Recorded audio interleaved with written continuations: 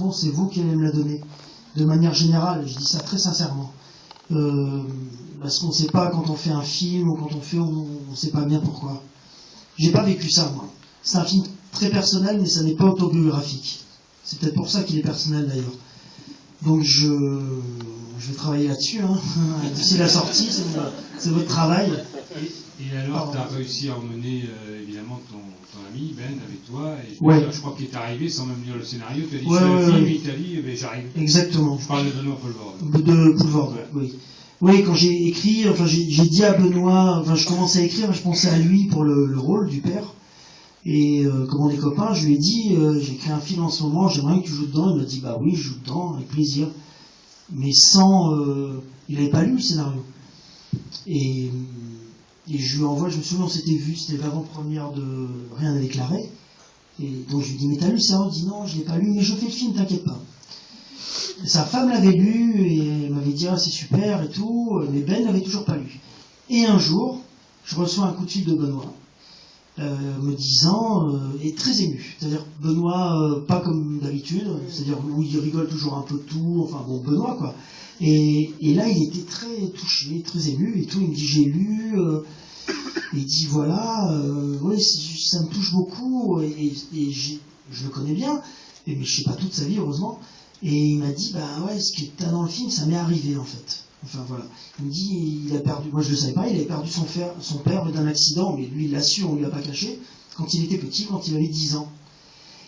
Et donc d'un seul coup, ça lui ramenait à des choses personnelles, tout. Donc le film s'est fait un peu comme ça aussi, avec des gens qui sont venus pour des raisons personnelles, ou d'acteurs, de plaisir, parce qu'on l'a fait avec rien, le film. Il n'y avait pas d'argent, on n'avait pas de chaîne de télé, on n'avait rien, on l'a fait vraiment grâce au distributeur du film et à Canal+. C'est les deux qui nous ont donné des sous. Et sans eux, on ne faisait pas le film. Personne ne nous a rien donné.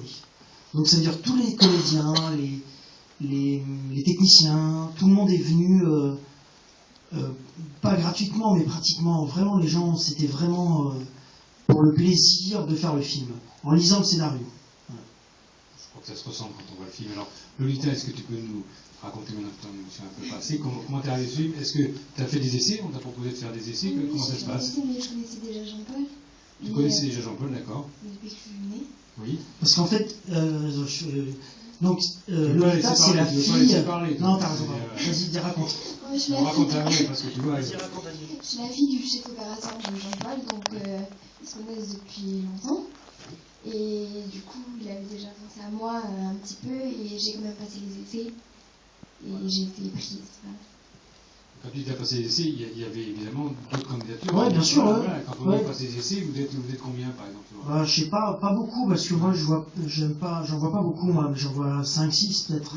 J'ai vu 5-6 filles pour faire la fille, mais j'avais Lolita en tête, que je connais depuis qu'elle est née et tout, mais je la voyais et tout, ça m'intéressait.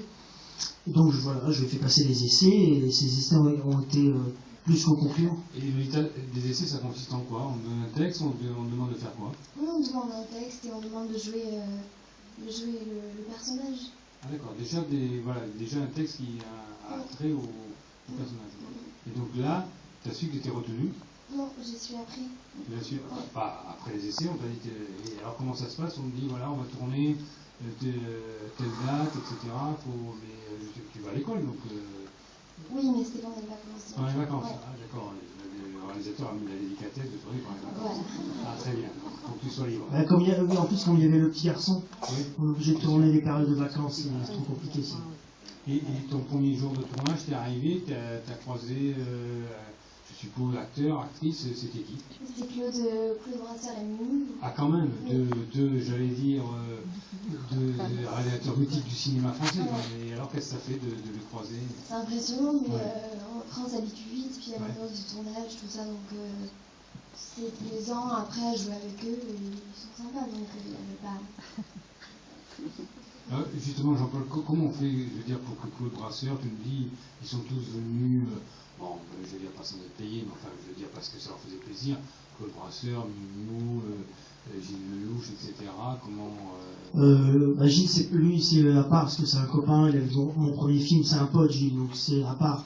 Mais, ouais, non, mais c'est ça, en fait, j'ai envoyé le scénario, parce que je les connaissais pas, hein, ni Beauvois, ni tout ça, et ça leur a plu.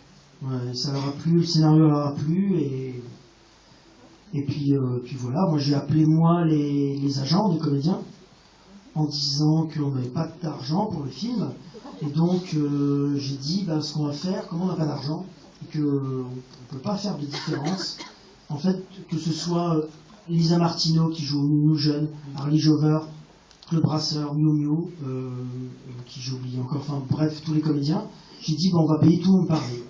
Voilà. On va faire tout le monde pareil. Comme ça, il n'y a pas de différence, il n'y a pas je suis une vedette ou pas une vedette, il n'y a rien. Tout le monde pareil. Et les techniciens pareil. J'ai fait la même chose. Mais c'est dur, hein, c'est compliqué de faire un film dans ces conditions, parce que les gens, les comédiens, bon, comme Benoît, comme tout ça, ils gagnent bien leur vie, donc ils peuvent... tu peux te le permettre, c'est un luxe que tu peux te permettre de dire tiens j'ai un pote qui fait un film, il n'y a pas d'argent, je vais y aller. Mais un mec qui est machinot, qui est technicien, qui est électricien, donc sur un film, c'est des gens qui ne gagnent pas beaucoup, hein, c'est pas des salaires. Et donc quand tu fais un film comme ça, tu es obligé de réduire les salaires de tout le monde. C'est-à-dire, mais c'est concret ce que je dis, mais c'est ça aussi le cinéma. C'est-à-dire que tous les gens, ils ont été payés moins 20% de ce qu'ils devraient être payés. Ouais, et ils sont tous venus. Alors, comment tu peux après les remercier? C'est que si le film marche un peu, c'est-à-dire que tu gagnes de l'argent, bon, et tu te dis on va reverser un peu de soi à tout le monde. Il n'y a que comme ça que tu peux faire. Mais c'est pas évident. Hein. Une dernière question, après on passe dans la salle. La région, c'était évident. Pourquoi on l'a pas tourné dans le sud-ouest?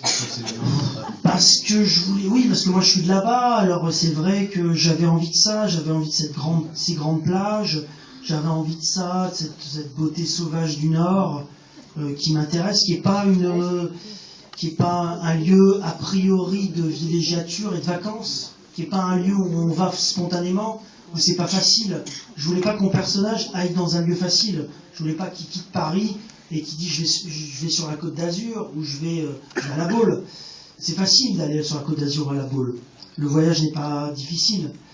Là, je voulais qu'il remonte dans le Nord, mais qu'en arrivant dans le Nord, il trouve ça beau. Enfin, qu'il y ait quelque chose qui se passe. Je voulais ce parcours initiatique-là. Un parcours initiatique, il faut des kilomètres et il faut que le but ne soit pas un paradis attendu. Vous avez la parole.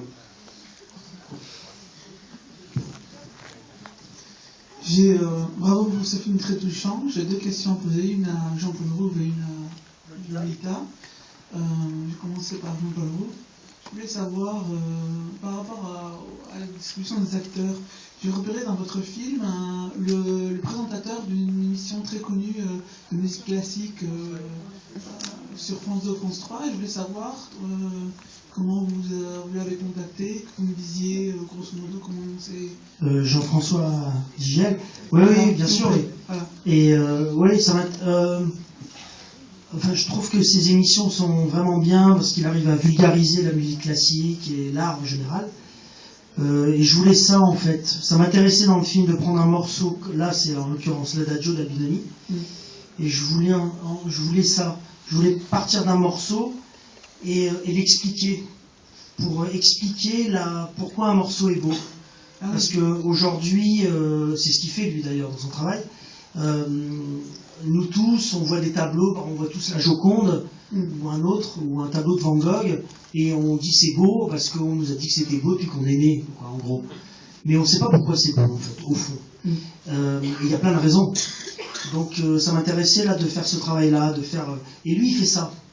Donc, c'est un morceau que vous avez pris dans une de ces émissions ou... Non, pas du tout. Vous lui avez demandé de jouer pour le film?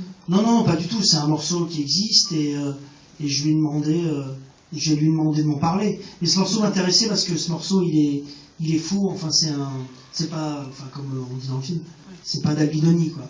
Et quand on écoute le reste d'Albinoni, ça n'a aucun intérêt. On s'en fout. Donc ce qui est drôle, c'est qu'un mec soit connu pour un morceau qu'il n'a pas écrit. Donc ça m'amuse, ça. Je trouve ça fascinant dans une société où il faut être connu et tout. Donc c'est marrant, le mec est connu, mais c'est un truc qu'il n'a pas fait.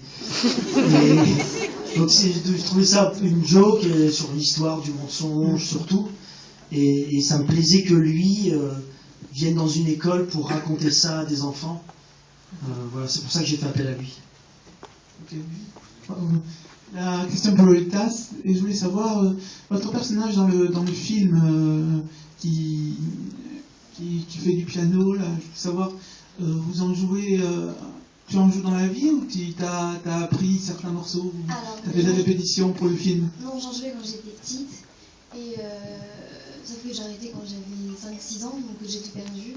Mais j'ai réappris pour le film, et j'ai appris justement le morceau en particulier pour le film. Voilà.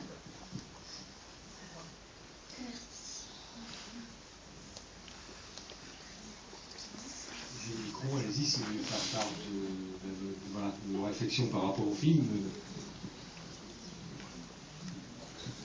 Bonsoir à tous, merci pour ce très joli film. Je voulais juste poser une question très simple. Combien de temps a duré le projet entre l'idée et aujourd'hui? C'est 2 ans d'écriture, c'est 7 semaines de tournage, et après c'est 8 mois à peu près, 8-9 mois entre quand le film est fini et le film sort, après un an, 10 mois. Ouais. Le plus long c'est l'écriture, évidemment.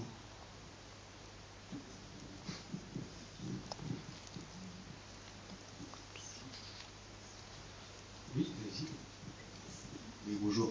Y a-t-il eu plusieurs fins envisagées pour le film? Parce que là, on en voit une, mais on s'est dit, en fait, dans tout le film, on a l'impression que ça va se terminer différemment. Ah, tu pensais que ça allait se terminer comment? Bah, en fait, comme par rapport à Clara, qui de toute sort avec votre